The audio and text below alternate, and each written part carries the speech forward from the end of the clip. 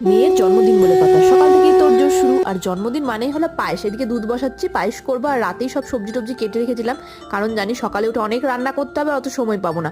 তাই রাতে সবজিগুলো কেটে এবার রান্না বসাবো। আর সকালে পরি স্নান করে ঠাকুরকে প্রণাম করলো, আর স্কুল যেতে চাইছিল না জন্মদিন বলে। আমি বললাম যা বন্ধুদের চকলেট দিয়ে আয়, নিয়ে এই যে স্কুল গেছে। আর এদিকে পুজো টুজোও করে নিয়েছি আমি। ওদিকে পরি স্কুল চলে গেছে, আর আমার রান্না বান্না মোটামুটি কমপ্লিট, এই যে দেখছো। আর এই কাঁসার থালা বাসনগুলো আগের বার পরির জন্মদিনে ওর ঠাম্মা দাদা এনেছিল, তো ওগুলিতেই ভাবছি এবার একটু খেতে দেবো, তাই বের করছিলাম, ভরাই ছিল। ওর বাবাও চলে এসেছে অফিস থেকে। আমি বললাম খাবারগুলো আমি দিয়ে দিচ্ছি, তুমি সুন্দর করে একটু সাজিয়ে দাও।